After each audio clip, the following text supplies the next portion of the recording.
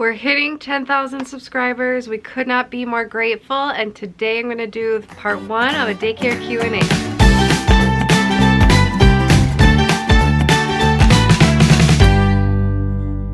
Hey guys, Sarah here from Work Life Glue, here for a super special beginning to a 3-part series of Q&As. We are about to hit 10,000 or just hit 10,000 depending on when this video goes live. 10,000 subscribers, and I can't even put into words how much that means to us. I know compared to some channels that's a tiny number, but compared to others it's huge. And really, we don't like to compare ourselves. Our channel is different than any other out there. We are unique people. Every channel is different, and I just am so incredibly proud of this milestone, and I'm so grateful to all of you guys who not only subscribe, but especially to those of you who keep coming back, who comment, who ask questions, and who help really make this Glue Sticks community what it is. We are just so grateful for everything on this channel. And I mean, it's taken us quite a few years to get here, but honestly, the past year or so is when we really started to have our mission and our focus, and I just have been so proud watching this channel grow. And this isn't a reflective of us, it's reflective of you guys and how much you like this channel and the engagement. So we are just so incredibly thankful. And so to give back to you guys, we thought we would do some Q&As for you. Today I'm going to be doing a Q&A. This upcoming Sunday there will also be a part 2 to this daycare Q&A because you guys had so many daycare related questions. And then the next Tuesday will be a personal question Q&A with my husband Sam. So make sure you come back for that. So this will probably be a long video. All of these probably will be. As you guys know, I tend to ramble, but I really wanted to answer all of the questions that I got, at least all that I could find and weed through. So please bear with me, and I just hope you guys really enjoy this video. So before I jump into this, I just want to say, I hope it goes without saying, but I am no daycare expert. I haven't been doing this for tons and tons of years. I just really love this community. I love sharing what I do know and learning from you guys, and I just really love being the one to start the conversation, but I in no way am an expert, so just take what I say with a grain of salt, I guess. But I just like to share what I do in hopes that it can help someone. So question number 1, what do you do if you or a child were to have a medical emergency, like a broken bone or an allergic reaction to a bee sting or food? Do you allow a child to go in an ambulance alone if you go in the ambulance with a child who watches the other children in your care? So, I mean, we practice for these kinds of situations. I do what I call safety drills, where I yell safety, and all the older kids know to kind of corral the younger kids in one area, depending on where we are, so I can really focus on that one child who needs help. And I would call 911. I would not go with the child on the ambulance. I would be calling the parents and make sure somebody's on their way or whatever, but I'm not going to leave the kids. If I needed to go with the kid on the ambulance, I would either have my mom, who's sometimes close by, or my husband stay with the kids, or figure something out. But I mean, there's no perfect answer in these situations because it really just depends on like what's available and whatnot, and that's why it's emergency. You can have great plans set up, but you never know if it'll actually go that way. So I have emergency plans for all different kinds of situations, so I'm not going to go too far in depth, but it really depends on where you're located, what the rules are, and that kind of thing. So I hope that helps. My question is, how do you make the child's parents appreciate what you do every day? That's a great question. I have a whole video on how to be seen as a professional, which I think is a great answer to this question, so I'll link that below. But I think something I do that really helps the parents appreciate what I do, I would say, is I have a daily Facebook, or I have a private Facebook group or a secret Facebook group, I guess you could say, where the parents are a part of, and every day during nap I post pictures and a description of what we did, what we ate for lunch, some of the things we're learning through that. And the parents really love that, and they just see all the value in what I do because they see how many kids I have and all the stuff we're learning. But other than that, I think, you know, making sure you're enrolling parents who already value daycare and providers is a good start. I don't enroll parents who just think I sit around and do nothing.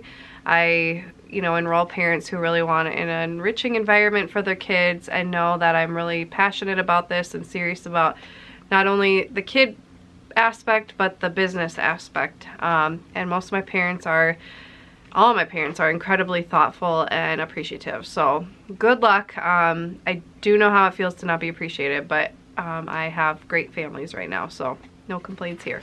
Do you have any drop-ins or part-timers? If so, how do you accommodate for the Funshine Express? So I just did a video on Funshine Express, which I will link below. And that's the curriculum I use. I did a whole overview on it, so if you want to know more about that, just look in the description. But I do not, I mean, I have a couple families who don't come every single day, but I still consider them full-time because it's, you know, random. But I don't tend to do drop-in just because of the stress it puts on nap time and stuff when I'm trying to get stuff done and have my little break for the day, and it throws everything off. Plus I am at capacity, so I don't even have room for drop-ins. But for the Funshine Express, I do have kids who go to preschool and then come back, and so I just order 8. I have 8 kids who could do it, and some days you know, if one of the kids isn't here, I will adapt it for my 1-year-old, and sometimes I won't. So I would just say maybe order 1 or 2, or if you have part-timers, maybe you raise the rate a little bit to make up for ordering them curriculum but not using it all. Or for drop-ins, I would maybe find a way to adapt it or just have 1 more ordered. I don't know, there's no perfect answer for that. Okay, another question is, I know you'd said it before, how do you interview? Where is that video? Well, I'll link my interview tips video below for you guys. And then you said something about not revealing your rates. What do you do about parents who call just for that? So I don't know exactly what I've said about rates, but I don't know if this is across the United States or just in Minnesota, but it's illegal for providers to discuss rates because it's like I don't know, it's like price fixing or whatever. If you tell them your rates, it's like you're conspiring, I guess, to have the same rates. I don't really know exactly, but I know it's illegal. So that's why I don't reveal rates on here. And plus, I don't think that's important because a lot of you guys aren't even in my area. As far as parents, I do reveal my rates to them because I don't want to interview a family if like my price is too high for them anyway. It's just a waste of time then. But I usually, if they just are like, what are your rates? I will just respond back saying, how many kids? What are you looking for? And usually that's a red flag to me that they're only interested in rates and they don't care about anything else. But, you know, that may not always be the case. Maybe they're just trying to save time and figure out who they can even afford before they carry on a conversation. But yeah, usually I'll ask further questions, and then if they're still like, oh, I just want to know how much you charge, and I'll just say either, you know, I'll just give them the rate, or I might say, I don't know, I'd probably just give them the rate, but in the back of my head think that they don't seem to really care about anything else I offer or the value of the rate. So hopefully that answers that question. Okay, I've noticed a positive change with my family now that I am home more for my family doing daycare. What is the greatest blessing for your family from you working from home? That's a great question.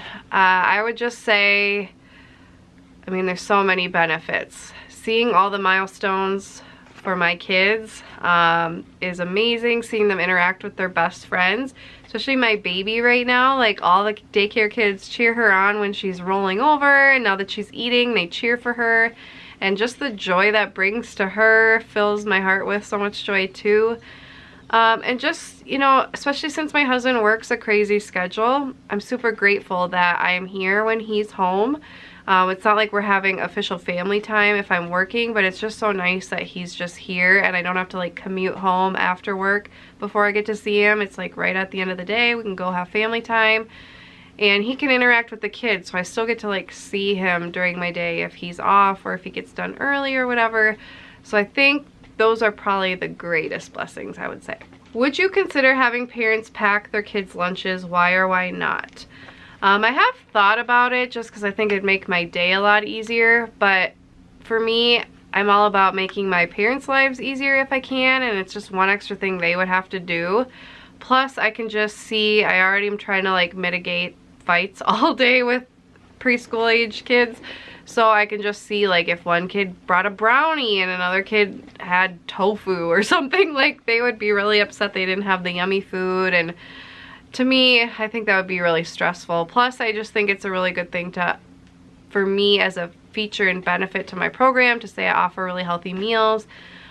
Plus, if I didn't offer the meals, I'd probably have to drop my rates. I would be spending less on food, but we save so much money the way we grocery shop that I don't think it would really save us that much money. So I don't know. I have considered it, but I don't plan on ever really switching to parents bringing food. It's just kind of the norm in our area anyway for us to offer it. Would you consider opening a public childcare facility in the future or staying home and hiring an assistant to help with maxed out capacity? Childcare facility. I mean, it's been something I've kind of like thought about, but the whole benefit to doing it at home is being with my kids, being around my husband when he's home, not having to commute and not having extra expenses of another, you know, facility. And the thought of like managing employees and stuff on top of what I already do every day just sounds really stressful. I'm not saying I would never do it, but you know, not anytime soon, probably when my kids are still little. And then hiring an assistant. So right now, I'm not, I guess, technically at full capacity. I could have 2 school-age kids, 5 to age 11, I think it is. But I don't really take care of school-age kids. So I don't know. In Minnesota right now, I could only have more school-aged kids, I believe, and maybe like a bigger ratio of infants and toddlers to older kids if I had an assistant. So really, I wouldn't be making any more money, so it just doesn't make sense to have an assistant. I mean, I would love to work with somebody, but I also think like that could get tricky. What if they don't come? You know, what if, I don't know, what if they're sick, and what if they're not a good fit, and all the taxes and all that. Just, I already do so much, I can't imagine adding more to my plate, and I have a good system down. I think if I ever had an assistant, it would probably be my husband. Which is not something we're like against, but you know, with our current situation, it wouldn't work, and he likes his job. But I think if I were ever going to have any assistant, it would be him, just because we work well together and it's our home kind of thing. What are your goals for the future of your childcare business? That's a great question. I don't know. I haven't thought that far ahead. Right now, I'm just in a season of life of seeing where life takes us. You know, we don't think we're done having kids, so eventually, not anytime soon, we hope to have another child if we're so lucky. But so definitely stay with it, I'm sure, until that child, you know, is in kindergarten. But I used to have all these like 5-year plans and 10-year plans until I had kids, until we moved and all these changes happened, and I just realized like life can throw you so many curveballs that it's like good to have goals, but it's good to also be open. So I don't have any like huge dreams for my daycare business, except to like help others through YouTube and just to keep, you know, doing better and learning and growing in it. But I don't have like any huge aspirations for it or any plan for when I would ever quit if that were the case. Like I don't have any I don't have any like exit plan, because I just don't know. I don't know if I'll be a lifer. I don't know if I'll go on to do something else. I just really don't know. After just finishing up with a miserable lunch hour, I was wondering how you handle the lunch hour in your daycare. It is so hard to feed the infants, toddlers that are eating purees, and the bigger kids who are eating with utensils, as well as myself, all at the same time. How do you do it? Good question. Most of the time, I don't really take many infants. Right now I only have one. I can only have one anyway with my license capacity. So most of my kids feed themselves, and my infant feeds herself right now. We're doing baby-led weaning. Otherwise, you know, sometimes when I had younger kids, I just didn't eat with them. I ate after they all went down for a nap. Or I would try to like feed the infant while I was making lunch for the kids. So that way, you know, while the kids were eating the baby, I might lay down for a nap, and then I would eat with the kids. But it really just depends on your group and your situation and the timing of everything. But yeah, it can get kind of crazy. Okay, this is a funny question. So this may be a silly question, but I'm planning on offering childcare for up to 10 hours a day. I do 10 hours as well. Are you able to use the bathroom when you're watching the kids? I would assume the best time would be nap time. However, what if you have kids that don't nap? I wouldn't want to leave the kids unattended. So before I answer this, obviously every area has different rules and regulations. Here in Minnesota, the rule says that you have to be within sight or sound and be able to offer assistance or intervene, I guess is the language they use. Intervene to help a child if needed. So there's a lot of interpretation here, which is something that providers go crazy about in this state because who knows what that really means. But best practice is obviously to be within sight and sound of the children at all times. But we're human, we have to pee sometimes. Yeah, so I'll just share with you guys. So I typically don't pee until nap time. All my kids nap. But sometimes if I drink a lot of water in the morning, or whatever, I have to go earlier in the morning. So what I usually do is have the kids like all sit, or I will do it while they're, you know, playing really nicely. I'll tell them Sarah's going to the bathroom and it's literally like 3 steps away, and then I go really quickly and then come back. I can still hear the kids, I could still run out and intervene if I needed to, but that's what I do. And if there's like a kid who's having issues, you know, with hitting, or if I've never had a kid with an issue with biting, but if that were the case, I would make that child like sit right outside the door while I go to the bathroom, or take them into the bathroom and turn them around or something. But you're human. But you know, obviously think about your rules and regulations, but that's what I typically do. If you get sick, do you call up the parents and let them know you can't provide care that day, or is it a good idea to get in contact with another provider that you can refer parents to when you're sick?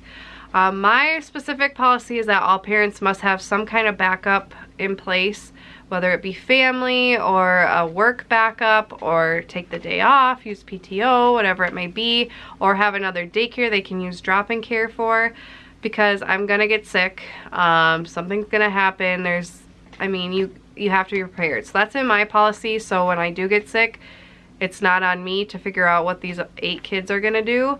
That's up to the parents. So most of them have family, or their work has like a backup care they can do, or they have like past daycares or friends who do daycare, or stay-at-home moms that they can bring their kids to, so they don't have to miss work. But yeah, that's in my policy. And if I'm sick, I mean, I typically start to get sick the day before, so I try to let them know as soon as possible, but I try to stay open as long as possible too. So I might tell them I'm feeling kind of sick. If you guys want to find backup care, you can, but I'll let you know in the morning if I'm gonna close, that kind of thing. How beneficial is the financial payoff? Childcare has always been my passion, but unfortunately has always been underpaid in facilities. Therefore, I was unable to work my passion.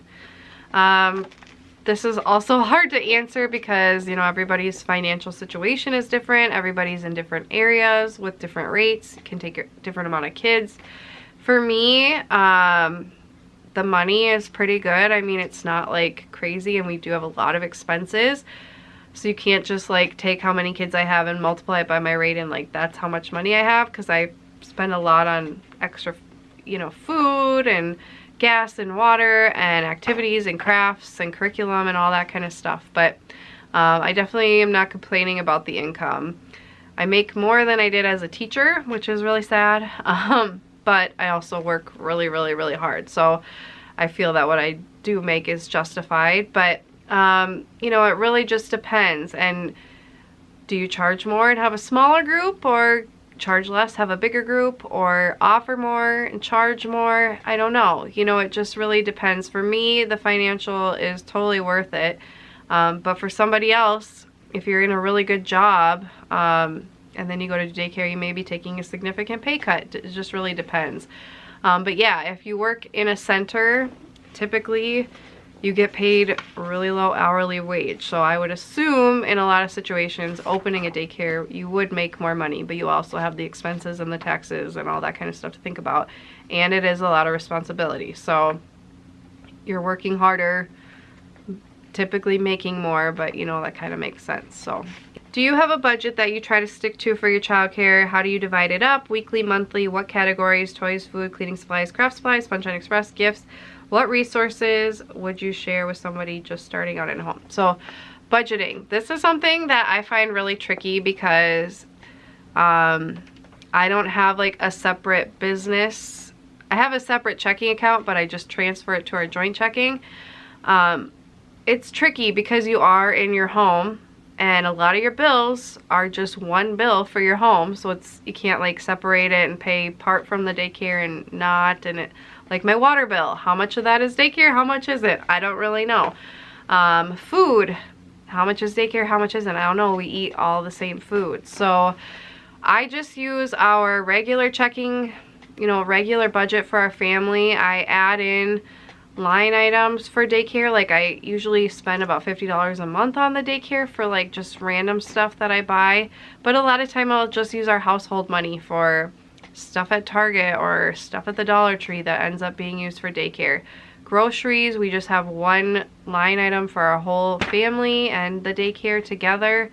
And then for things like gifts and stuff, I have a sinking fund, basically where you just save over time for all birthdays and stuff for all our family and all the daycare kids. And there's a line item in there for daycare kids and how much I spend on each kid, as well as like Christmas savings. So I just do it in our regular budget. To me, that makes the most sense, but for somebody else, it may make no sense. So I would just play around and see what works for you. So that is everything for part 1 of this daycare Q&A for our 10K Q&A. Come back on Sunday for part 2 where I have a lot more daycare related questions, and then come back on Tuesday again for the personal questions. Thank you guys so much, and I will see you soon. Bye guys.